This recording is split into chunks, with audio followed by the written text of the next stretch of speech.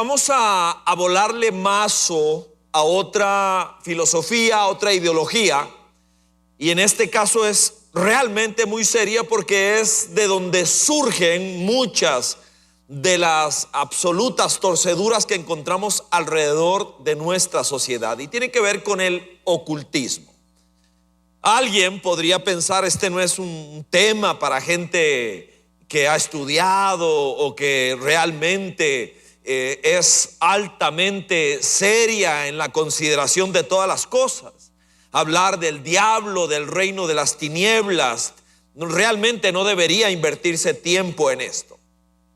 Vamos a iniciar con Deuteronomio capítulo 18, y a partir del verso 10 es Dios hablándole al pueblo de Israel. El pueblo de Israel está incursionando en la tierra prometida y le toca desalojar a los reinos paganos que están allí.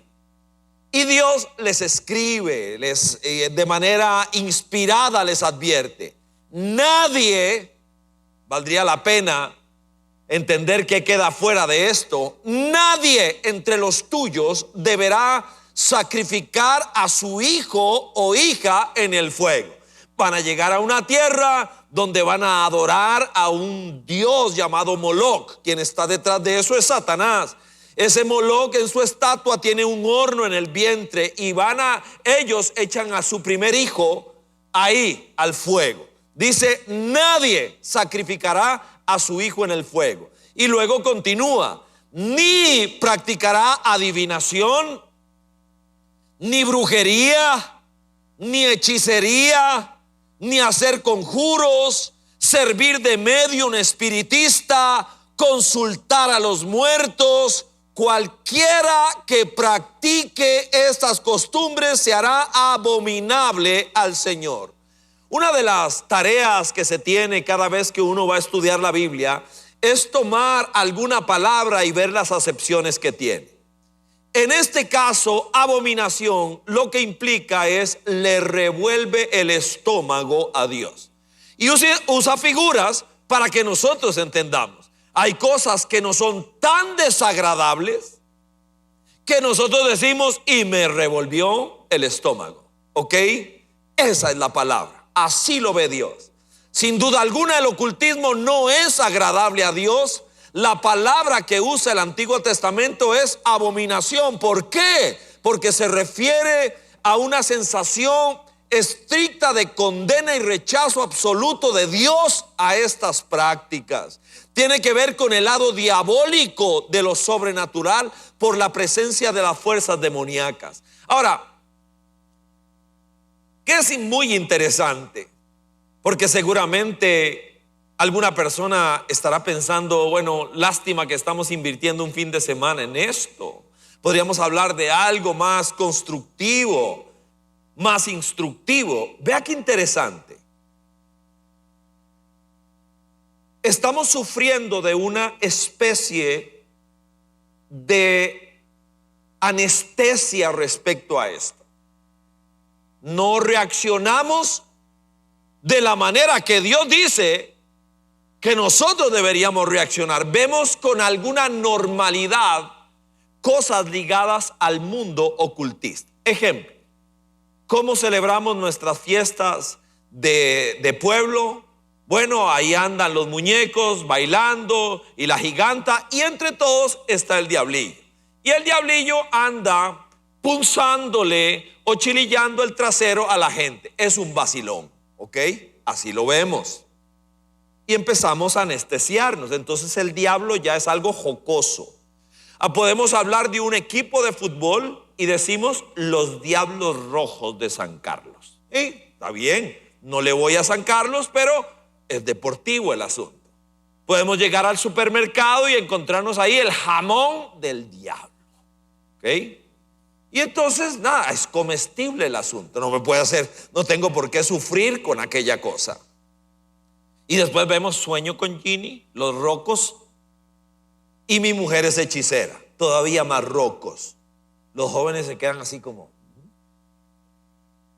Y nosotros empezamos a vivir una desensibilización hacia términos oscuros, hacia términos de hechicería, de brujería, porque es un vacilón. De hecho, Walter Mercado es un señor muy corrongo. Entonces, no nos despiertan nada. Pero Dios dice, me revuelve el estómago. Cuidado, cuidado. Así que vamos a trabajar 5 nos del ocultismo, en referencia del cristianismo hacia ese mundo tapado. Oramos. Señor, gracias porque eres bueno, eres fiel, que una vez más, como dice la Biblia, tu palabra sea una lámpara a nuestros pies y como el sol del mediodía, para que caminemos sin tropezar, para que podamos ser advertidos de los tiempos. En el nombre de Jesucristo encomendamos este espacio, Señor, alrededor de tu palabra, y pedimos que tu Espíritu Santo nos despierte. Si hay alguno de nosotros, si hay alguien escuchando que necesita esta advertencia, despiértanos. Por Cristo que así sea. Amén. Muy bien. 5 nos acerca del ocultismo. Aquí está el primero. No es un cuento. No es un mito. No es algo que yo debería ver como un asunto mitológico. Pedro, cuando escribe su primera carta, le advierte a la iglesia, 5:8, dice así: su enemigo el diablo, note la palabra que utiliza, está describiendo al enemigo de Dios, a ese ángel caído, y dice es tu enemigo. No se juega con él, lo vamos a ver con más fuerza adelante. Tu enemigo el diablo ronda como león rugiente buscando a quien devorar. Está advirtiéndonos que yo tengo un enemigo, ese enemigo es real y anda viendo la manera de destrozar mi vida. C.S. Lewis, y siempre que trabajo este tema en cualquiera de sus aristas, cito a Lewis en este tema. Dijo: nuestra raza humana puede caer en 2 errores iguales, pero de carácter opuesto acerca de los poderes de maldad. Uno es el de no creer en su existencia, extremo. El otro es el de creerla y de tener un excesivo e insano interés en estos seres. Las potestades de maldad se alegran con ambos errores, yo diría ambos extremos. ¿Qué está diciendo C.S. Lewis? Ni un cazafantasmas obsesivo que ve al diablo debajo de cada piedra, que todo es el diablo, que habla más del diablo que de Dios, que le teme más al diablo que a Dios. Ni un cazafantasmas obsesivo en un extremo, pero tampoco un pollo ignorante y desapercibido de este tema. Porque si no, somos presa de lo que está ocurriendo a nuestro alrededor. La Biblia deja en claro la realidad de un mundo sobrenatural diabólico, que hay una lucha espiritual real, activa. Algunas personas quieren desmitificar lo que se dice del diablo y de sus demonios, pero la evidencia de la palabra de Dios no nos da esa opción. Abrimos la Biblia en el Génesis, ahí aparece desde el principio Satanás tentando al ser humano. Vemos en la Biblia, la abrimos un poco más adelante y se describe un evento anterior. Satanás resistiendo, queriendo ocupar el trono de Dios. En algún momento vemos al pueblo de Israel y vemos a Satanás allí, siendo capaz de trastornar los planes de Dios con el pueblo de Israel y haciéndolos dar más vueltas de la cuenta. Lo vemos peleando con Jesús en un desierto. Lo vemos en el libro de los Hechos, persiguiendo a la iglesia a través de todos aquellos gobernantes y leyes que en algún momento se opusieron al reino de Dios, al evangelio. Así que no es un mito. Yo ya lo sabía. Ya sabía que la familia de mi esposa se habían involucrado fuertemente en el mundo del espiritismo antes de conocer a Jesucristo. Pero nunca me había sentado a escuchar allí en detalle. Así que esta semana de cara a este mensaje le dije, cuéntame tu historia, cuéntamela con más detalle. Bueno, producto de las necesidades que tenían, estaban muy tristes por las enfermedades fuertes que sufría mi suegra y muy pocas soluciones. Así que alguien les habló de una señora que hace trabajos, que hace limpias. Y entonces llegaron allí. Con el paso del tiempo, mi suegro fue nombrado de ese grupo espiritista como una columna, así se le llamaba, su carácter, su fuerza. Y a mi suegra la nombraron aprendiz de medium espiritista y entraron a ese mundo. La señora que dirigía el grupo dijo, esta señora es muy sensible, y la niña también, Giselle.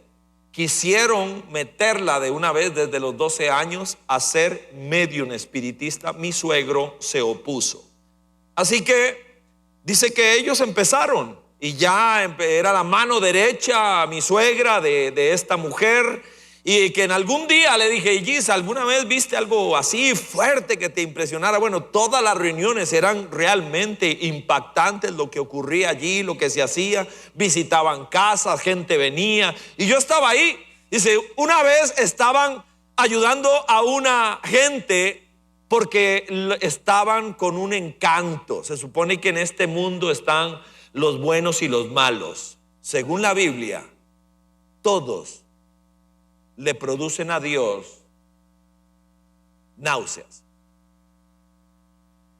Y dice que estaban en aquellas cosas, en aquel círculo, y de un momento a otro, ¡pah!, sale un frasco de la tierra ante los ojos de mi esposa, ¡pum!, se levanta y vuela hasta las manos de aquella señora.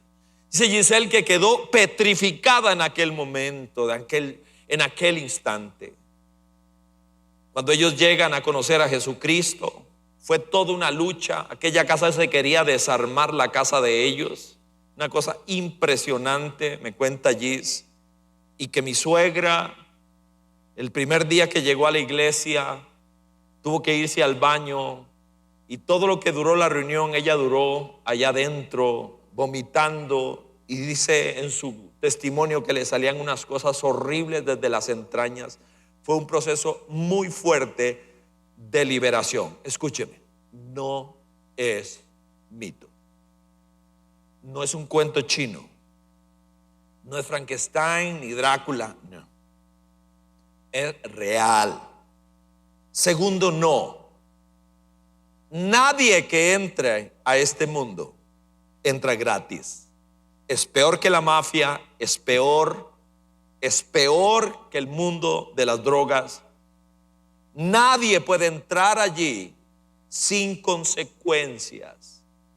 No es gratuito. No lo digo yo, mi intención no es alarmar a nadie. Es Jesús describiendo la naturaleza de por qué vino a esta tierra. La palabra de Dios dice que Él vino a destruir las obras de Satanás, primera de Juan. Pero cuando Jesús describe el contraste entre Él y Satanás, dice lo siguiente, Juan 10:10. El ladrón, Satanás, no viene más que a robar, matar y destruir. Si él tuviera que marcar tarjeta en la mañana cuando entra a trabajar, él sabe a qué se dedica. Se dedica a robar, a matar y a destruir. Se dedica a disminuirle a la gente, se dedica a destruir. Esas son las huellas inequívocas de que Satanás está allí. Quiere ver a una familia, quiere medirla, aplique a una persona, a un país, aplíquele estos conceptos. Hay robo, hay muerte y hay destrucción. Esa es la huella del que se esconde ocultamente a través de cualquier sortilegio.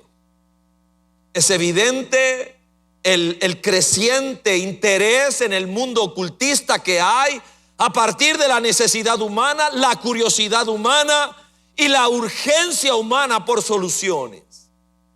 Entonces aparece como juego, es una ouija, la ouija, y entonces ahí, pero es que no sabemos con qué estamos jugando.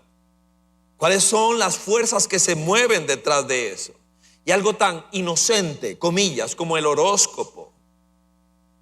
Y entonces vengo a ver cómo me va a ir hoy. ¿Sabe qué estoy diciendo? Que Dios no tiene nada que ver conmigo, que son los astros los que van a determinar mi hoy. No necesito un Dios, no necesito un Salvador. Le produce náuseas a Dios.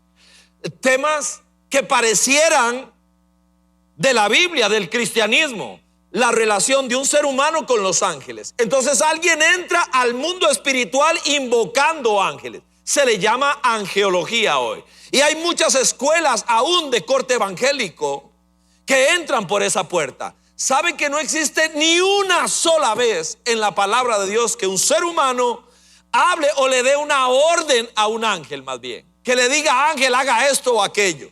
Y hoy por hoy en círculos evangélicos activo los ángeles. Usted no puede activar nada. Nada. No hay una sola vez que un ser humano le dé una orden a un ángel. No hay, no existe. Jesús dijo: cuando ustedes van a incursionar al mundo espiritual, se hace de la siguiente manera: Padre nuestro que estás en el cielo. Y hablo con Dios. Los ángeles buenos, santos, obedecen a Dios. Y cuando alguien entra al mundo espiritual invocando ángeles, quien le va a responder es otro. No debemos sorprendernos de que hayan señales y algún tipo de maravilla cuando nosotros estamos escuchando la historia de que a alguien le pasó esto o aquello. Satanás está dispuesto a ceder algo con tal de obtener seguidores ciegos, pero siempre la huella del enemigo estará ahí, tarde o temprano. Robo, muerte, destrucción. En el camino largo. Así que depositar mi fe en la guía de un horóscopo o programar éxito a partir de los aguizotes populares es un sendero de robo, muerte y destrucción.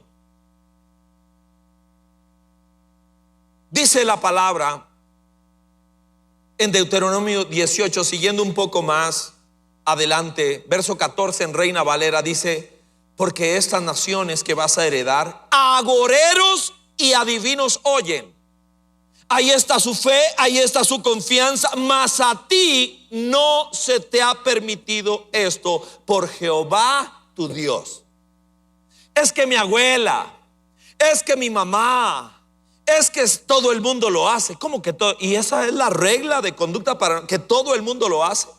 Porque si todo el mundo lo hace, es la regla de conducta, ¿dónde vamos a parar nosotros? Nosotros caminamos por las directrices de Dios, reveladas en su palabra. Y no hay manera de brincarme la cerca sin pagar el precio. Es un amigo nuestro. Y a pesar de las advertencias de cuidado, él quería ser instructor de yoga. Yo quiero ser instructor de yoga. Bro, cuidado, porque hay un tema de salud, es cierto, en los primeros peldaños. Se supone que hay unos peldaños inofensivos, comillas. Pero muy rápido entras en un mundo espiritual. Es un tema espiritual, donde tienes que vaciar tu mente para encontrar cierto nivel de paz. La paz la promete Cristo de otra manera. Ten cuidado.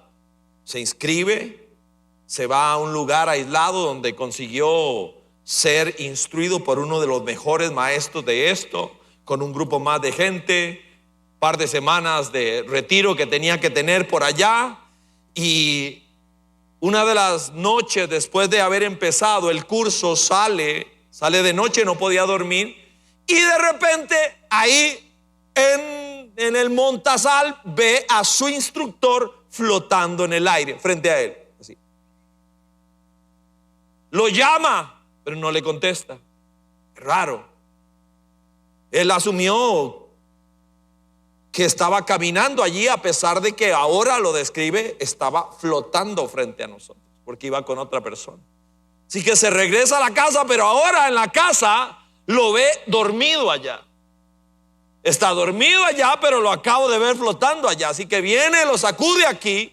Al principio no le responde, y cuando le reacciona y le dice algo, nuestro querido amigo que quiso brincarse la cerca perdió la voz por 3 días. No podía hablar.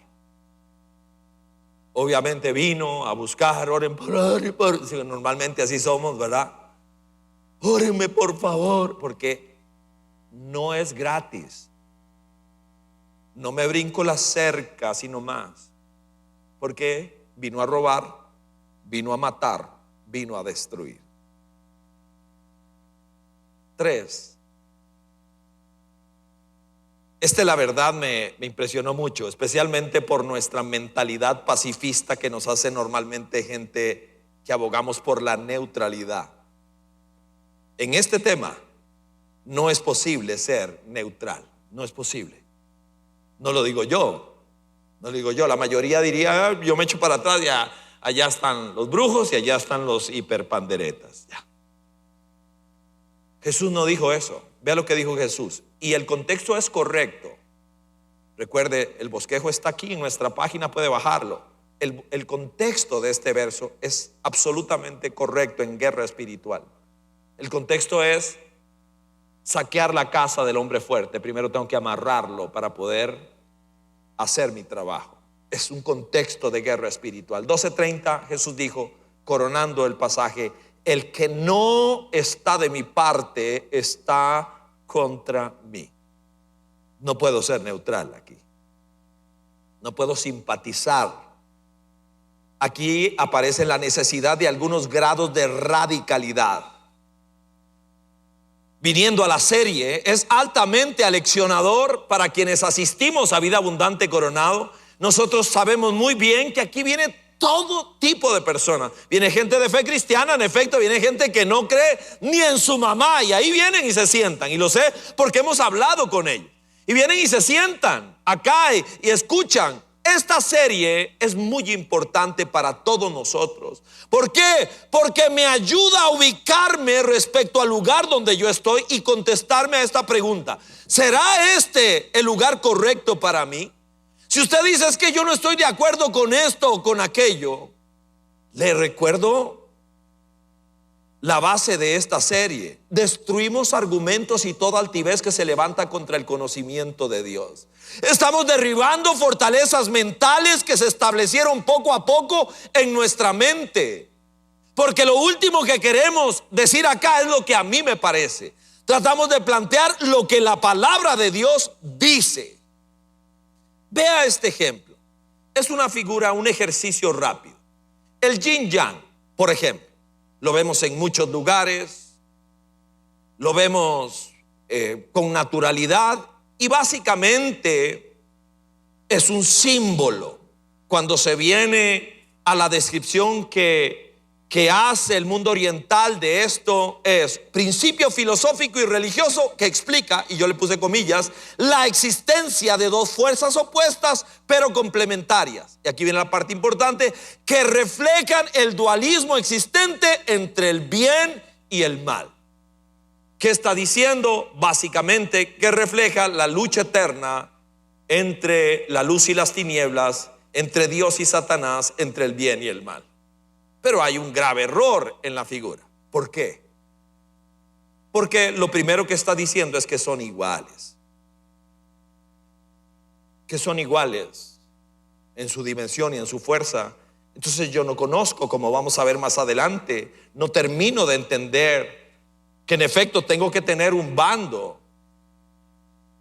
No puedo ser neutral, pero debo entender que el reino espiritual de tinieblas tiene poder, pero que no tiene el poder que Dios tiene. Nosotros los cristianos no peleamos, ya que tomamos parte en el reino de Dios, no peleamos por la victoria, sino que peleamos desde la victoria, y es muy diferente. Siguiente. El siguiente no es una lucha terrenal. No es el tipo de lucha o de batalla que estamos viendo en las noticias tan lamentable, la guerra entre Rusia y Ucrania. No es el tipo de pelea que pueden tener dos personas, porque nuestra mente nos remite allí cuando hablamos de batalla o de lucha. Esto es muy diferente, no es una lucha de corte terrenal. Pablo, que a partir del verso 10 de Efesios capítulo 6 describe la batalla espiritual y cómo un cristiano debería equiparse, dice esto en el verso 12: porque nuestra lucha no es contra seres humanos. Puedo tener conflicto con alguien, pero tengo que aprender a ver mucho más arriba de eso, mucho más profundo que eso. Sino contra poderes, contra autoridades, habla de organización, contra potestades que dominan este mundo de tinieblas, contra fuerzas espirituales malignas en las regiones celestiales. La guerra espiritual se pelea espiritualmente.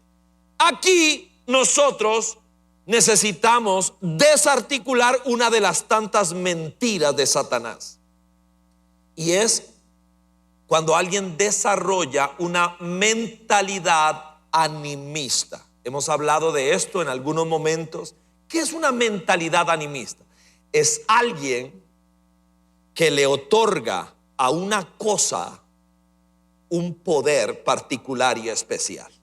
Entonces, alguien desde su lógica animista terrenal es una persona que entra en la batalla de corte espiritual, entra pensando que un objeto como un escapulario, por ejemplo, es el que va a espantar al pisuicas de mi vida, o el agua bendita, o una cruz de paja,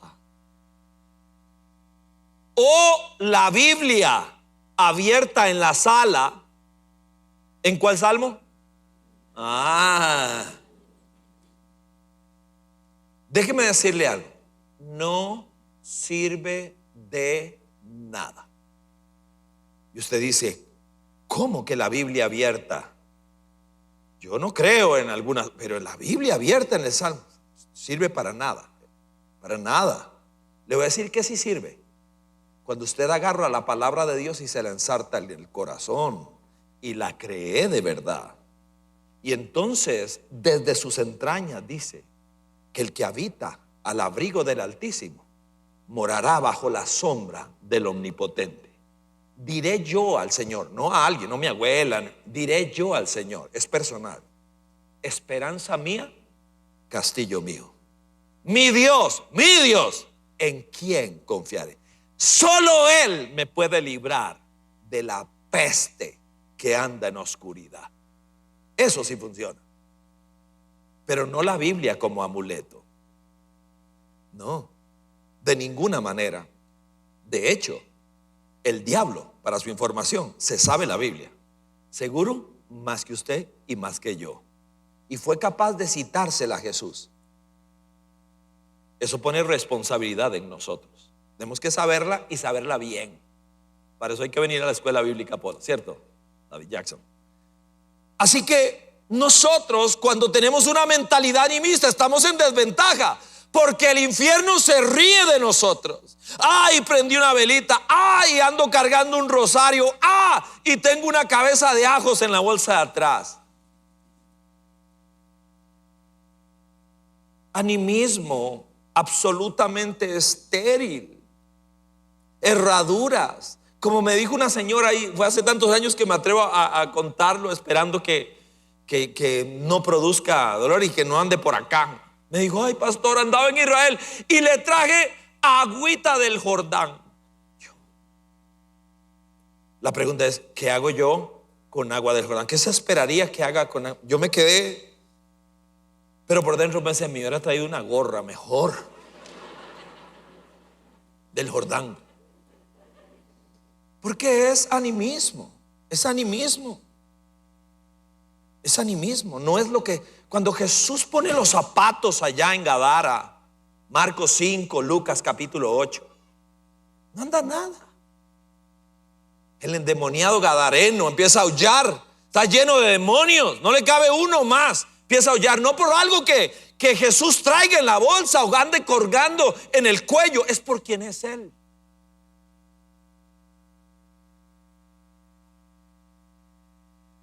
Aceites. Aquí es importante recordar los niveles relacionales entre el infierno y un ser humano. Los niveles relacionales son básicamente tres. Tengo que conocerlos en medio de esta lucha. Uno es la influencia. ¿Escuchó? Dice: potestades que dominan este mundo de tinieblas. Y su influencia en esta tierra viene colocando pensamientos en la mente de nosotros. Recuerde, roba, mata, destruye. Siempre opuesto a Dios. Este es Pedro, y lo pongo de ejemplo porque es un discípulo de los más avanzados de Jesús. De hecho, Mateo 16, acaba de explotar en una revelación maravillosa: tú eres el Cristo, el Hijo del Dios viviente. ¡Wow! Le dice Jesús: te felicito, Pedro, muy bien. Normalmente metes la pata cuando abres la boca, pero esta vez lo hiciste muy bien, te felicito. Muy bien, campeón, adelante. Entonces seguramente le toca una fibra del ego, y solo pasan unos cuantos versículos y ahora abraza a Jesús y le dice: vea, Jesús, no vayamos a Jerusalén, esa no me parece una buena idea, que te van a golpear y que te van a crucificar. No, hombre, vámonos para otro lugar donde podamos actuar más libremente. Jesús se vuelve y le dice: apártate de mí, Satanás, porque no pones tu corazón, tu mente en las cosas de Dios, sino en las cosas terrenales. Estaba obstruyendo el proceso, el proyecto de Dios, el propósito de Dios. Lo decapitó de a una, a ver si alguna vez se le iba a olvidar ese momento a Pedro. ¿Qué pasó allí? Un pensamiento fue colocado en su mente y él lo abrazó sin haberlo filtrado a la luz de los propósitos de Dios. Cuidado, ¿quién me influencia? ¿Qué ideas vienen a mi mente? Tengo que sopesarlas, por eso necesitamos estar llenos de su palabra. Segundo nivel de relación, la tentación. Somos sujetos de tentación permanentemente. Cuando la Biblia describe eso, encontramos a Jesús siendo tentado en el desierto. Si Jesús, el Hijo Santo de Dios, fue objeto de tentación, ¿qué con usted y qué conmigo? Por supuesto que sí. Tengo que estar siempre alerta. Y Jesús en el desierto, lleno de la palabra de Dios, nunca permitió que las mentiras de Satanás pudieran ser capaces de sustituir las verdades de Dios. Y el tercer extremo es la más extrema de todas, es la posesión. Es cuando se cruzan líneas, ya no solo de desobediencia, sino de abierta relación con el mundo de las tinieblas. Y ahí pongo de ejemplo a Judas, que empezó siendo un muchacho de iglesia, uno del grupo. Y lo último, de las últimas cosas que se dice de Judas es: y Satanás entró en él. Eso es lo que se dice. Acto seguido, robo, muerte y destrucción. Usted sabe cómo terminó. Así que, ¿qué es lo que yo espero? Meterle miedo a alguien no es siquiera me pasa por la mente. Porque no se trata de meterle miedo, esto es una advertencia. Yo me acuerdo cuando yo fui a ver El Exorcista con mis amigos allá, era un muchacho, pasé un mes durmiendo entre mi tata y mi mamá. No quiero que me metan miedo. Yo espero señalar aquello que la Biblia me advierte como algo que debo tener mucho cuidado, porque le produce náuseas a Dios. Y yo entiendo que lo que yo quiero hacer es hablar y hacer cosas que levanten olor grato para mi Dios. Debo entender que existe para todo esto un poderoso libertador que liberta personalmente, gratuitamente y totalmente y poderosamente. En Efesios capítulo 6, que es el texto que leíamos en este punto, debemos recordar siempre que toda la armadura que se plantea allí es Cristo. Lo hablábamos en la escuela bíblica, Apolos, en algún momento. Es Jesús. Dice, bueno, pónganse encima la verdad. Jesús es la verdad.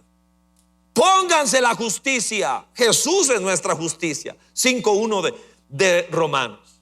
Justificados pues por la fe, tenemos paz para con Dios por medio de nuestro Señor Jesucristo. Todo es Jesús. El evangelio es Jesús. El escudo, el autor y consumador de la fe, es Jesús. Hebreos 11:12 es Cristo. Todo es Cristo. Todo es Él. Él es la palabra encarnada de Dios. Entonces cierro este punto aquí. Jesucristo es el arma y la estrategia de Dios. No una botella de agua, no importa dónde sea, no un aparato, es Cristo, la estrategia y la respuesta de Dios en medio de este tema. Decía, este es un enfermero Bach que le tocó un turno de noche, y cuando le entregaron, le dijeron, tenemos problemas con una paciente, una señora grande de edad que se está lastimando y se está haciendo daño constantemente. Se ha desamarrado, saben ni cómo, y se arranca todo, las vías, y se lastima. Estamos para que le prestes atención. Aquella noche, de manera muy particular, amarrada, seguramente amarrada para que no se hiciera daño. Así que media madrugada él está allí en su puesto, una especie de front desk donde está ahí, y de repente tiene a la señora al puro frente. Se desamarró. La vuelve a ver, le habla, no le contesta. Ella se agacha y salta desde el piso, la señora grande, y cae como una rana así encima del mostrador. Una situación que trascendía lo físico. No es juego, no es mito. Tenemos a un ladrón que roba, mata y destruye, y que entra hasta donde una persona se lo permite. Y por último, lo subrayo, este tema no es de ignorar. Hay cosas que yo no debo ignorar. La Biblia me dice, permítame ponerlo de esta manera, te prohíbo ignorar algunas cosas. Segunda de Corintios 2:11 dice, para que Satanás no se aproveche de nosotros, pues no ignoramos sus artimañas. Vea lo que dice la palabra de Dios, que la ignorancia se paga caro en este tema. Que ser un ignorante de algunas cosas, no tengo que ser un obsesivo cazafantasmas, pero tampoco tengo que ser un ignorante de estas cosas. Tengo que saber de manera equilibrada lo que la Biblia me revela acá, y que en la medida en que soy ignorante, pago el precio. ¿Qué debo conocer de mi enemigo? Tiene poder, pero no es todopoderoso. 2, se disfraza como ángel de luz. No va a mostrar su cara fea, desagradable. Se disfraza como ángel de luz. Segunda de Corintios 11:14. La gente no sabe quién manda, pero el demonio sabe quién manda. Dice la palabra de Dios en Santiago 2:19 que los demonios creen y acto seguido tiemblan. Ellos saben. Y debo saber que mi enemigo está herido de muerte. ¿Sabe que estudiando llegué a un dato que me llamó la atención? Que de cada 30 mordeduras de serpiente, 5 se dieron por gente que creían que esa serpiente estaba muerta. Yo dije, qué curioso, igual que nuestro enemigo. Fue herido de muerte en la cruz del Calvario. En la cruz del Calvario empezó la cuenta regresiva. Y él sabe que tiene sus días contados. Y hay personas que no entienden que todavía, a pesar de su derrota en la cruz, muerde para matar, para robar y para destruir. Entra por varias puertas. La puerta de la ignorancia. Oseas dijo, por falta de conocimiento mi pueblo fue destruido. Entra muy a menudo por la puerta de la desobediencia. Pablo en Efesios 4, no le des lugar al diablo. ¿Cuánto? 0. No le des lugar al diablo. Y también puede en algún momento tener que ver con nosotros cuando hay un propósito definido de Dios. Pedro, ven acá, te pidieron para zarandearte. Estoy orando por ti, papi. Quiero que sepas, te quiero, y cuando regreses vas a ser más fuerte. O sea, el enemigo le hace los mandados al Señor. Nosotros tenemos que aprender a no ignorar. Hay cosas que necesito saber, porque si no voy a terminar absolutamente engañado. Aquí concluyo.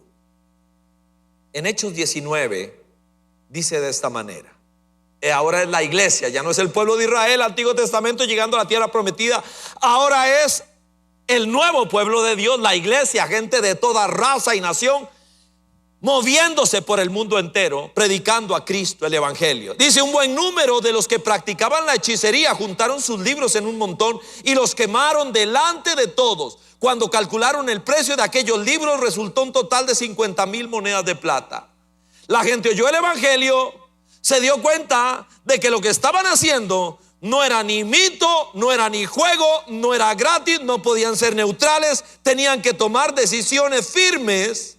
Y empiezan a tomarlas y empiezan a quemar, a deshacerse de todo aquello que les resultara un vínculo con el mundo del ocultismo, de la oscuridad, del reino de las tinieblas.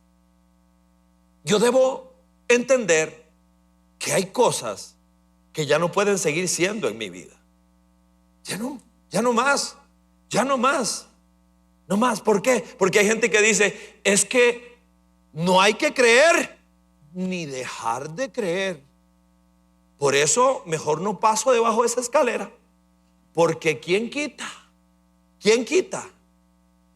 Y entonces ahí está la gente corriendo alrededor de la manzana de su casa con calzoncillos amarillos, porque no hay que creer ni dejar de creer.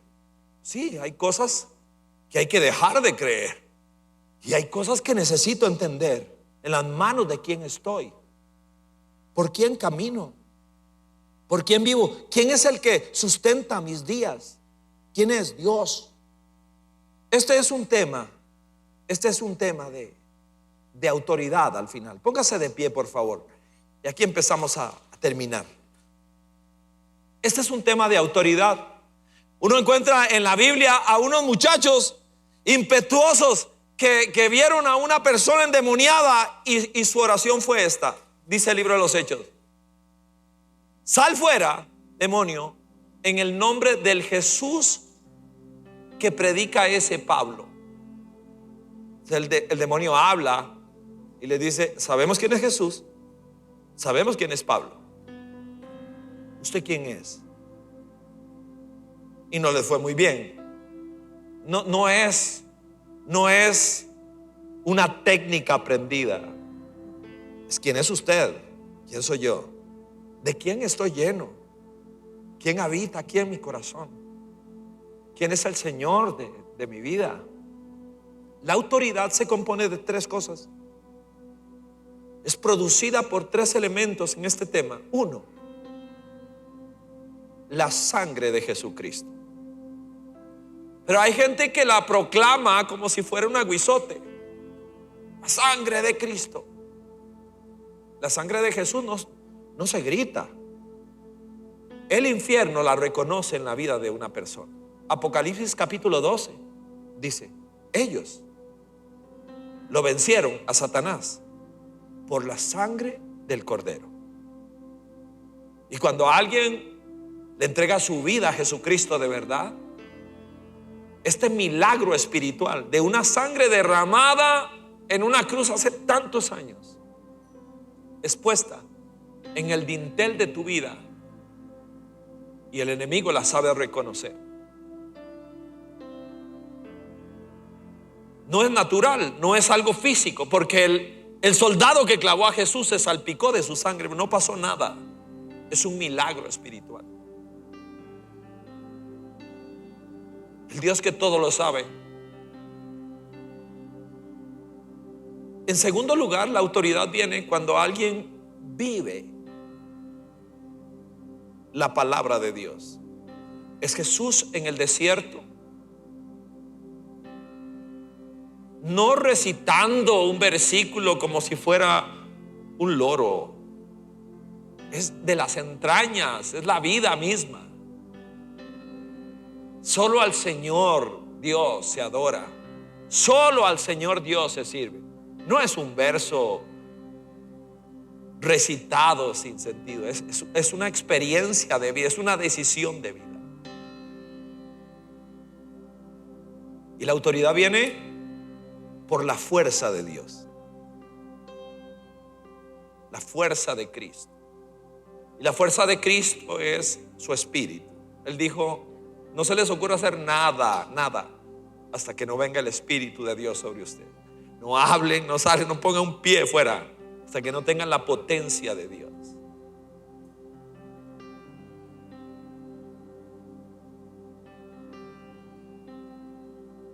Tengo a mi mamá acá en Costa Rica hace relativamente poco tiempo y me estoy poniendo al día con lagunas de la historia. Cuéntame más, mami, cuéntame más de nuestra historia. Vivió 30 años en Estados Unidos. Así que me siento a escucharla. Un día me quedaba yo frío de la gracia de Dios. El Dios el Dios del eterno presente. Así que cuando yo nací, una de las señoras que llegó a conocer al hijo de Cinia es una señora que practicaba hechicería y que mami le iba a enseñar a su hijo, a su bebé recién nacido. Y cuando esta señora iba a cruzar el umbral que dividía la pequeña sala del cuarto donde yo estaba, ella se detuvo ahí y le dijo: Cinia, no puedo pasar, no puedo entrar ahí, no puedo entrar. Mami no entendió, de hecho se enojó que no quisieran ver a su muñeco, ¿verdad? No entendió, no puedo entrar, no puedo entrar. Le dijo: ese niño está marcado. ¿Y sabe qué pienso yo? En la gracia de Dios, porque mi vida fue un desastre absoluto, absolutamente inmoral.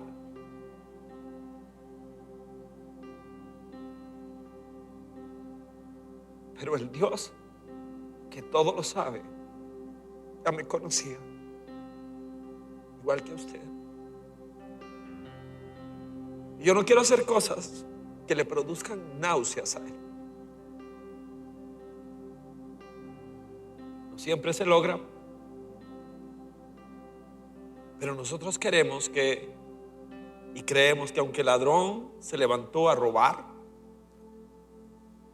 a matar y a destruir, Jesucristo apareció para devolvernos lo robado, para restaurar lo caído y para darle vida a lo que estaba muerto.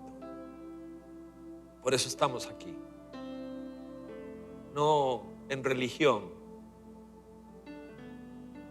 tratando de conocer a Cristo. Es lo mejor que le puede pasar a alguien. Si alguno de nosotros ha estado jugando con eso, este es el día. Este es el día. Señor, aquí estamos. Cuánta gracia, Señor, sobre nosotros. Dice tu palabra en Primera de Juan: para esto apareció el Hijo de Dios, para destruir las obras de Satanás. Qué agradecidos estamos. Así que te vengo a suplicar, primero que nada, que nuestro corazón legítimamente tenga en su dintel la sangre del Cordero de Dios que quita el pecado del mundo. En el mundo ocultista nunca se hablará de arrepentimiento, nunca se hablará de necesidad de perdón, de redención. pero en la fe cristiana sí. Y aquí venimos a pedirte perdón por nosotros, por nuestras familias, por nuestra tierra. Y te pedimos que nos ayudes, Señor. Acuérdate de nosotros. Te pido que podamos tener un avivamiento desde tu palabra, que volvamos a tu palabra. Cuánta ignorancia hoy existe en la iglesia de tu palabra, Señor. Que podamos decir: solo se sirve a Dios, solo se adora a Dios desde el corazón. Y te quiero pedir, Señor, sin convertirnos en matones espirituales obsesivos que buscamos las tinieblas, no. Recordar, Señor, que esta lucha se hace espiritualmente, creciendo en Cristo, conociendo a Cristo, llenándonos del Espíritu de Jesucristo, conociendo la palabra de Cristo para poder tener la autoridad de Cristo. Y por eso te ruego que una vez más, Señor, tu palabra nos despierte. Ayúdanos y guíanos. Tú eres bueno y eres fiel. Y te ruego, Señor, que el árbol seco reverdezca por el poder de Dios y en el nombre de Jesús. Que así sea. Amén, amén y amén. Le damos un aplauso a nuestro Rey Jesús. Dios te bendiga. Cuídate mucho. Nos vemos.